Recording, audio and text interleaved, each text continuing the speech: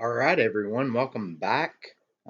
We are now in week 6, and I hope everyone feels better after going through the first exam. We are now entering a new module, so going forward, you should feel pretty confident about having a theoretical perspective of human rights and kind of understanding when we talk about human rights, what we're talking about, the Universal Declaration of Human Rights, and kind of understanding how that plays a factor into everything. So, this next module is all about human rights violations. And so we will start out with atrocity crimes. We will talk about torture, genocide. We will talk about special populations and things like that for this module. The bulk of this module is probably where you will get information from your research paper or for your research paper um, from. If you haven't already tried to find topics, remember, pay attention to the course schedule. You do have an abstract that's due next month um, to kind of tell me what you're choosing to do your research on. So we will dive right in with our topic for this week. This week we're going to talk about atrocity crimes, and atrocity crimes are really those crimes that cut to the core of human dignity. And there are four types of crimes that make up atrocity crimes, and we will talk about all of those going forward. So, as I do always, I would encourage you to um, take notes. I will timestamp the video so that you will be able to kind of go back and get what you need if you missed it to begin with. So, there are a couple of videos that will be linked in folio that you will see on this PowerPoint. Please make sure you watch those. They kind of explain a little bit more. Specifically, those videos come into play with ethnic cleansing, which we'll talk about. Kind of explain that process a little bit better. And then finally, you will have Putin's War that you will need to watch for the discussion board this week. All right, and I will warn you that Riker, my dog, is um, feeling extra needy today, so he is in my lap, so he will probably make an appearance. Um, if he does, just say hi and go about your business. All right, so the entire topic this week is atrocity crimes. And in order for us to have a realistic conversation about atrocity crimes, we have to be able to define what atrocity crimes are. So, atrocity crimes are considered to be the most serious crimes against humankind. Hello, Riker. He does not like talking about atrocity crimes. These are acts against people that directly target their dignity as human beings, and they are considered to be the most serious crimes against humankind. Their status as international crimes are based on the belief that the acts associated with them affect the core dignity of human beings.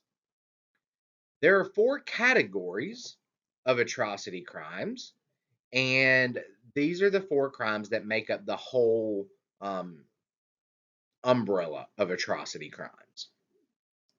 So you have war crimes, genocide, ethnic cleansing, and crimes against humanity. Genocide, war crimes, ethnic cleansing, and crimes against humanity. And in order to kind of figure these out, because there isn't one document that lays out exactly what um, atrocity crimes are. So there's not one document that lays out like, oh, these are going to be considered atrocity crimes. Instead, we get the notion of atrocity crimes looking over several different international documents. And so the first of those documents is the Convention on the Prevention and Punishment of the Crime of Genocide. And we're going to talk about genocide all next week. But genocide is probably the most heinous um, atrocity crime there is. And it was the earliest atrocity crime kind of recognized. The next uh, document that we get the definitional foundation of atrocity crimes from is the Geneva Convention and the protocols in the Geneva Convention. And we're going to talk about the Geneva Convention this week. You will actually, I will link a copy of the Geneva Convention of 1949 into Folio so that you have a copy of it as well. And then finally, we get our definitions of atrocity crimes from the Rome Statute.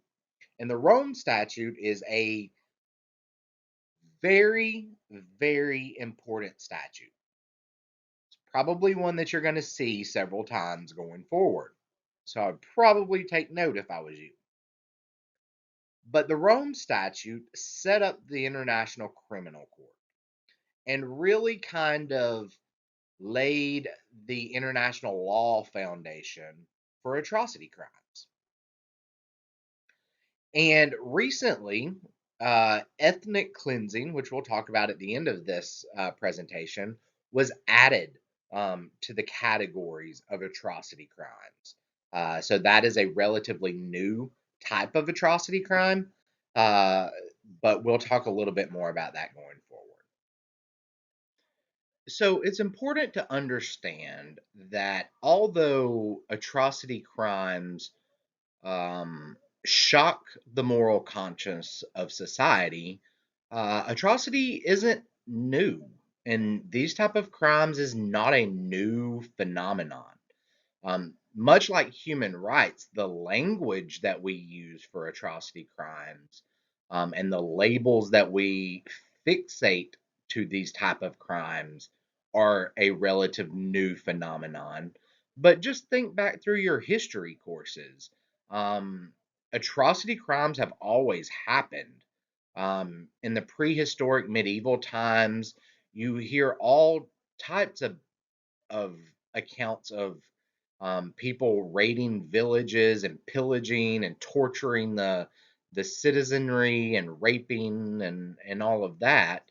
In the biblical times, the Bible accounts of genocide, and then in the Middle Ages, you have like genocide being a normal societal thing that happened when kingdoms took over and expanded into various smaller territories. So I want you to understand that although these are heinous crimes and the way that we think about them now has changed, atrocities have always happened.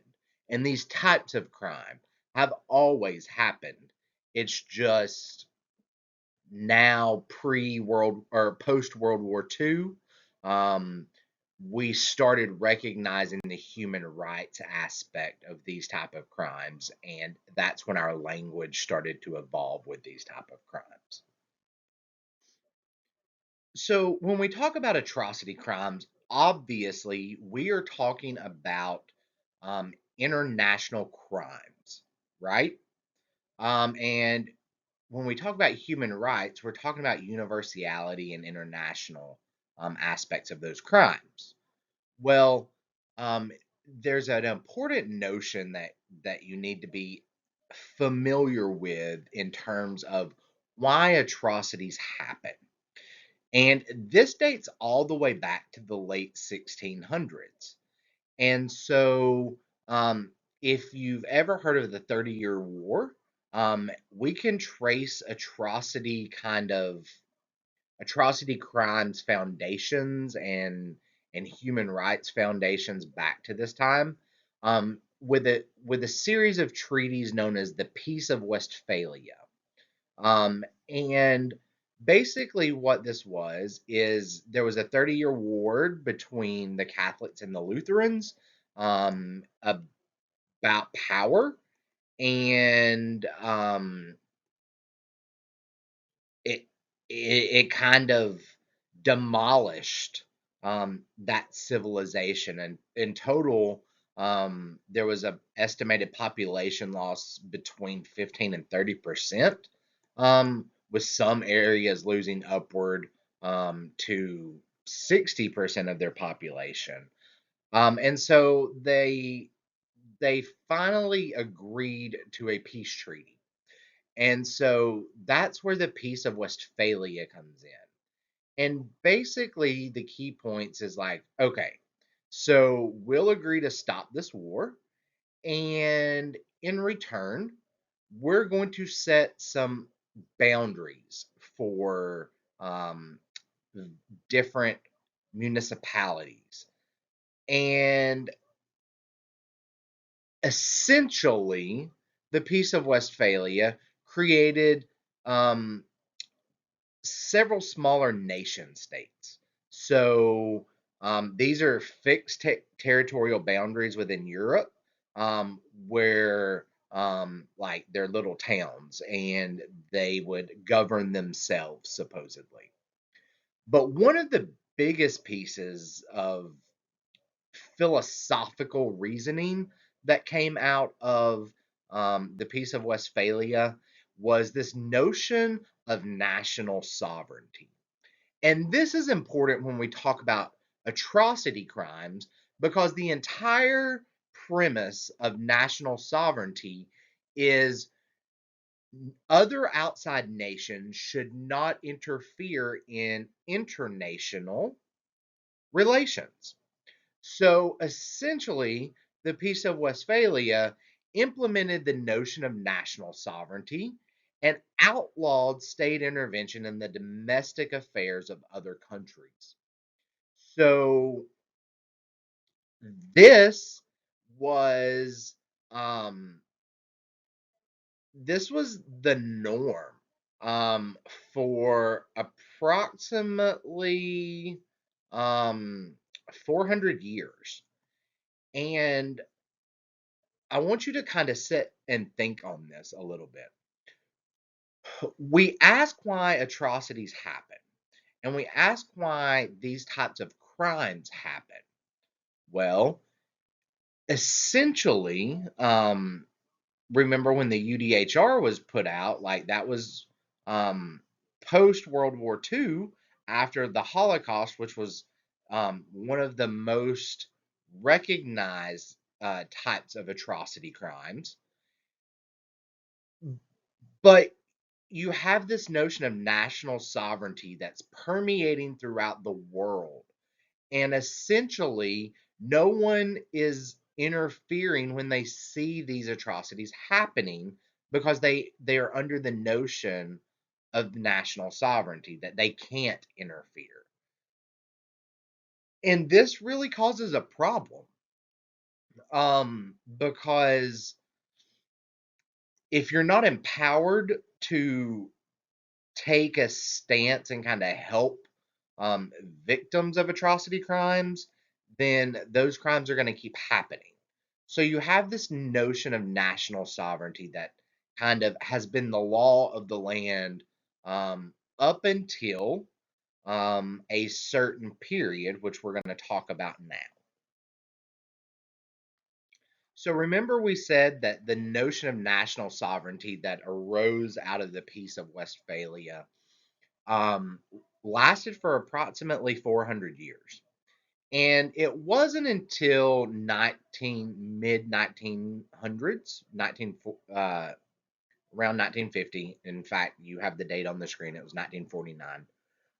That the United Nations kind of came together and saw the need to address the notion of national sovereignty, and really kind of address uh, the treatment of individuals. Coming out of this meeting was something known as the Geneva Conventions. And the Geneva Conventions are a collection of treaties and documents that are put together that protect citizens of various countries, and lays out kind of rules of engagement and rules of war. And so it kind of dictates um, how different sections are supposed to be protected during wartime. And we're going to talk about that. So there are four conventions that make up the Geneva Convention of 1949. The first one deals with soldiers that are wounded or sick in battle. There is a protection that's laid out that protects wounded or sick soldiers.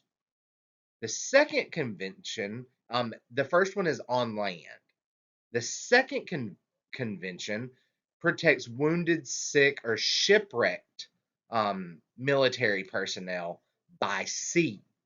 So the first convention is sick or wounded military personnel on land. The second is sick, wounded, or shipwrecked military personnel by sea. The third convention, Article 3, protects prisoners of war and kind of dictates how prisoners of war are supposed to be treated when they're indeed prisoners of war in the international community. And then finally, the fourth convention protects citizens who are not engaged in the war. So, altogether, these four conventions come together to make up the Geneva Convention of 1949. Now, the Geneva Convention did not completely do away with the notion of national sovereignty.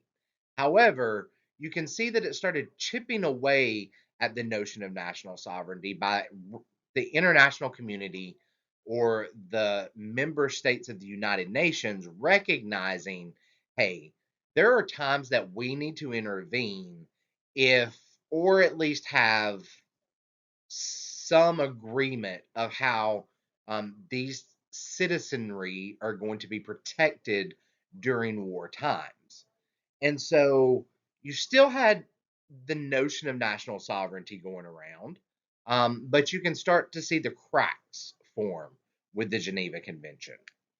And I will tell you now, you're gonna watch the Putin's war, which is the war in Ukraine, and kind of see if that rises to the level of an atrocity crime, and kind of write a little bit about that. But I bring that up because even though we're going to learn kind of more a little bit, I think it's on the next slide, about the United Nations kind of coming together and trying to put a stop to the notion of national sovereignty. However, I would argue that national sovereignty is still a thing.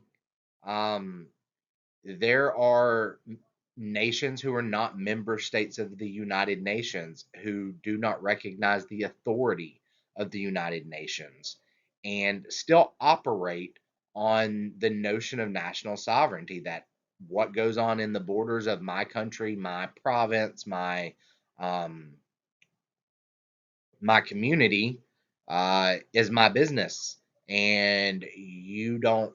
The international community doesn't have a right to intervene in that. And so you still see notions of national sovereignty, although I would argue it's not there. The the true United Nations international community, um, you see it not as heavy anymore. So what changed? Well, let's go to the next slide. So you had the first Geneva Convention signed in 1949. And again, those conventions are agreements with member states of the United Nations saying this is how we recognize the protections for military personnel during wartime, citizenry who are not participating in the war during wartime, and prisoners of war. However, atrocity crimes were still happening because, like I was just saying, the notion of national sovereignty was still a foundational tenet in international relations. It wasn't until 2005. Now, I want you to think about this. 2005. That was approximately 15, 20, 23 years ago, if I'm doing my math right, which is probably not. But it wasn't until very recently that the notion of national sovereignty was tackled head on by the United Nations and the international community. I mean, most of you, well, I won't say most, some of you may have not even been born yet, whenever the notion of national sovereignty truly was addressed. And that notion was addressed at the UN World Summit in 2005. And there are times that the United Nations will hold world summits and bring all the member state leadership together whenever something happens internationally that needs the attention and the UN to address it. So at this summit, world leaders agreed to intervene on a variety of fronts to address major global issues. They tackled the notion of national sovereignty head on. And out of this arose this principle known as the responsibility to protect, or R2P. And this principle is a notion of bringing community together and placing the responsibility to uphold human rights on states and the international community. So, out of this summit, R2P was developed and agreed upon by UN members. And it basically said that we recognize that it's the state's responsibility, um, country's responsibility to uphold human rights. However, the international community also has a stake in this fight. Um, National sovereignty should not be the law of the land whenever states aren't upholding human rights and are actually perpetrating those atrocities on their own people. The international community now has a responsibility to step in and interject to ensure that the victims of those crimes are protected, which is huge. It's a complete 180 from the notion that we held for nearly 400 years of national sovereignty.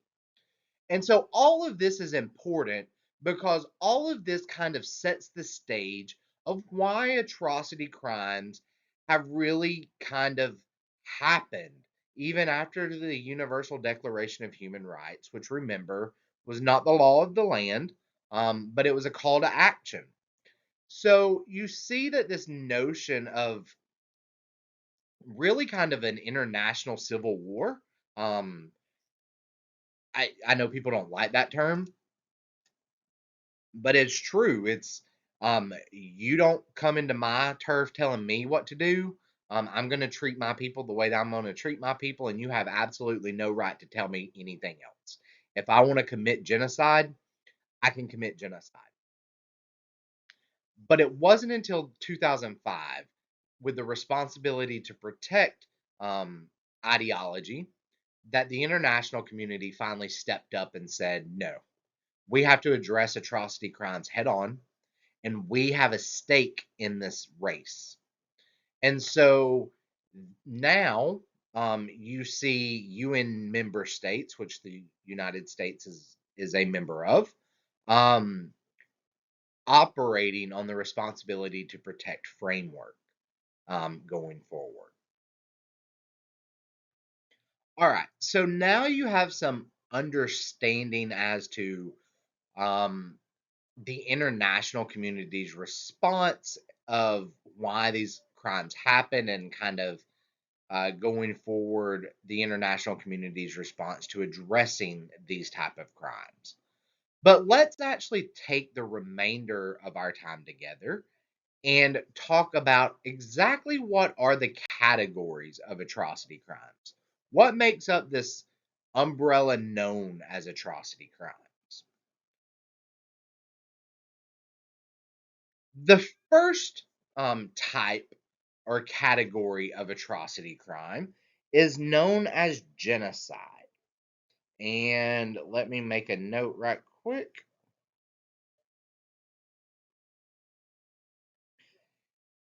Genocide means acts committed with the intent to destroy, in whole or in part, a national, ethnical, racial, or religious group. And this includes killing members of the group, causing serious bodily or mental harm to members of the group, or deliberately changing conditions, living conditions, to target a group, uh, to kind of bring about the destruction of that group. You also see forcible transferring children, um, birth preventions, things like that that fall into genocide. Genocide is the crime of crimes. Genocide is the crime of crimes. It is its whole entire goal is to erase um, a civilization. Now, let's talk a little bit about what necessitates genocide. And we're going to spend all of next week talking exclusively about genocide and the origins of genocide and things like that.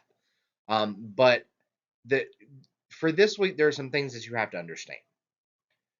First, this is a criminal justice class, so the crime of genocide, there are two factors that have to be proven in order to prosecute the crime of genocide. The first is intent.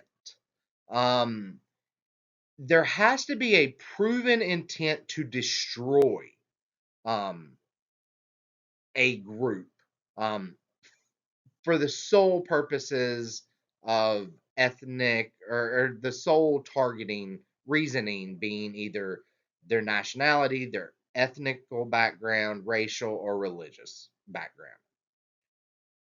And the second factor that has to be proven is the deliberacy of targeting the victims.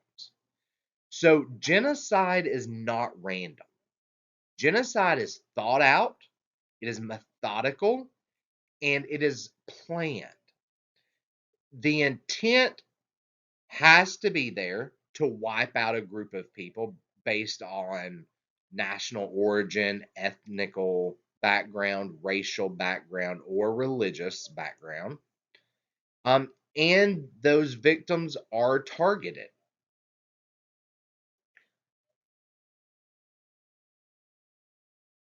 Now, when we say the purpose of genocide is to wipe out an entire population, you will see next week that no form of genocide has wiped out 100% of the population. So, in the definition, we will also discuss this notion of in whole or in part. And for purposes of this week, what the international courts have ruled is that in part means that a substantial portion of the group has been affected by the acts perpetrated upon them, whether their substantial portion has died, substantial portion has been um, transferred out, something like that. Um, it's never 100% for genocide.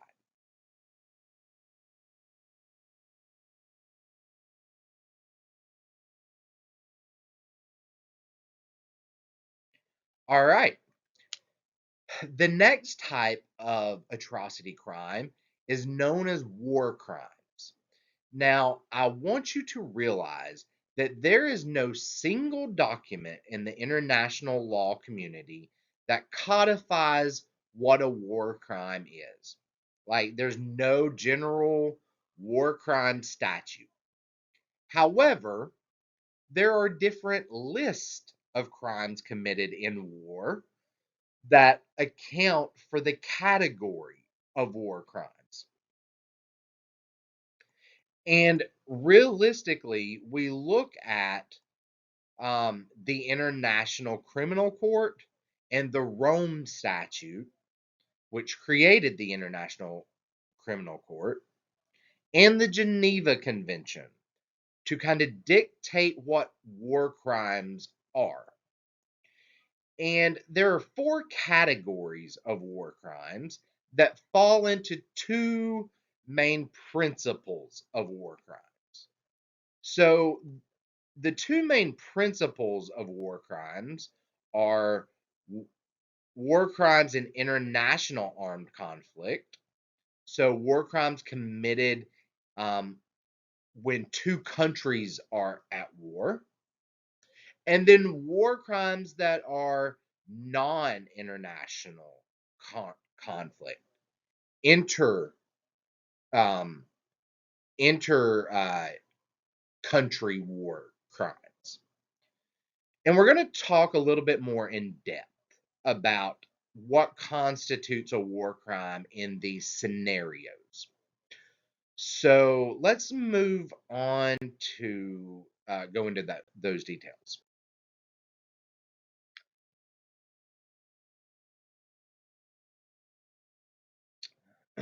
So let's look first at war crimes in the international armed conflict. So, what constitutes a war crime whenever two countries are going to war? Well, there are two categories that fall under international governance for war crimes. The first one is any grave breaches of the Geneva Convention. Well, you'll have a copy of the Geneva Convention, but remember the Geneva Convention protected military personnel on land and at sea, prisoners of war, and citizenry not um, engaged in the war, right? So if you have international armed conflict and you go and blow up a town of innocent civilians, that would be a grave breach of the Geneva Convention. Thus, that would constitute a war crime. And then if there are any mistreatment of prisoners of war or innocent bystanders, innocent civilians are targeted as objects of prisoners of war. Then you start getting into those are your war crimes scenarios that meet the violation of the Geneva Convention. That the next subsection is other grave breaches of the law. That's very generic. So, what we're talking about in international armed conflict during this time is going around bombing innocent civilians, bombing towns, bombing villages that don't have security. Like, let's say Savannah went to war, and whoever they went to war against bombed Statesboro. That could be a grave breach of international law because Statesboro had nothing to do with the war that Savannah was in. And so you see that in an international perspective. And it's really going to kind of make sense, I hope, when you watch Putin's war, that you can kind of look and see, hey, does this truly violate the Geneva Convention? And does this truly fall into the category of of international armed conflict crimes, war crimes, um, the actions that Russia has taken. One thing I will point out with war crimes and international armed conflict is the use of poisons and poison weapons. This is the only place that this is specifically addressed. So if you have a country who unleashes biochemical warheads against a neighboring country that they're at war at, that would be considered a war crime because it is strictly prohibited to utilize poisons or poison weapons. All right. So then that's all how you prove um, war crimes in the international armed conflict. So now let's look at how do you prove war crimes in civil war type scenarios in the country. So the country is at war with itself. And in order to do that, you look at Article 3 of the Geneva Convention, which you have, and you look at international law. So any grave breaches of the Article 3 of the Geneva Convention would be like murder, mutilation, cruel treatment, targeting members of armed forces who have surrendered or sick or wounded, or prisoners of war, things like that. Other serious violations of the law is intentionally attacking civilians, um, or intentionally attacking buildings used for like religion, education, cultural arts, sciences, anything like that would constitute a war crime under non international armed conflict. All right. So I hope that kind of makes sense. You're going to have the handout of the Geneva Convention. You're going to have the handout of the Article 3 handout. So take a look at those.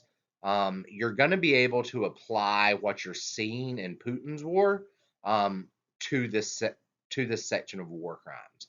But basically, any violation of this is a war crime. And in order for it to be a war crime, there has to be some type of war going on. Okay?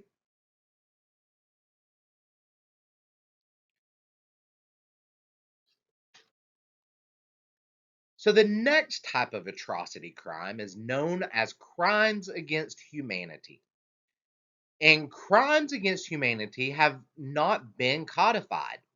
Um, and unlike genocide and war crimes, there's really not an international document that we can look um, to say absolutely this is crimes against humanity. However, the Rome Statute lays out, much like it lays out war crimes, it also lays out some crimes that can be construed as crimes against humanity. And the first time that we really see crimes against humanity being tested is during the Nuremberg trials. If you'll think back to week 4, when you watch the Nuremberg trials, you will remember that crimes against humanity was a charge that was brought up against the Nazi leadership. Crimes against humanity essentially means that the acts perpetrated um, are a part of a widespread or systematic attack directed against civilians um, of any kind. Remember, the Geneva Convention protects citizenry during times of war. And remember that to constitute a war crime, either in international conflict or domestic conflict, attack to citizenry really kind of was one of those automatic war crimes. Well, crimes against humanity is an all-encompassing crime, because um, all you truly have to prove is that it was a widespread or systematic attack directed against any civilian population. So a lot of times you'll see war crimes and crimes against humanity being charged together. It's not uncommon. Um, and in fact, you will probably kind of um, see that uh, with watching Putin's war. So, what are some examples of crimes against humanity? Well, you have murder, extermination. Remember, uh, Hitler and the Nazi Party really tried to exterminate the Jews, and so that classified as crimes against humanity because it he specifically targeted a group of civilians. Deportation or forcible transfer of a population, um, treating a group inhumanely. And I would also add that crimes against humanity involve either large scale violence in relation to the number of victims or its extension over a broad geographic area. So, crimes against humanity are widespread. It's either widespread geographically or widespread culturally, targeting an entire group of people or targeting an entire geographic area to exterminate.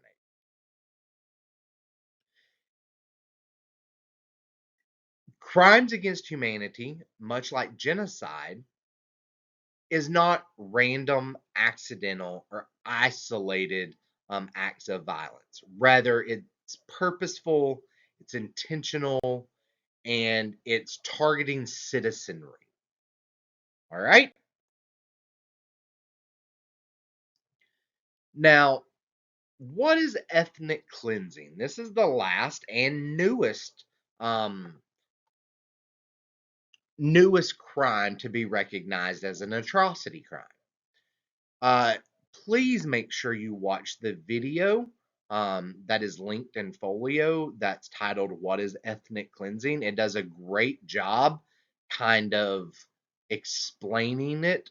But essentially, ethnic cleansing is rendering an area ethnically homogenous by use of force or intimidation. So it's essentially sifting out entire populations so that the population is ethnically pure. And you see this in Bosnia. So make sure you watch The Butcher of Bosnia. It's a 15-minute video that really kind of explains ethnic cleansing.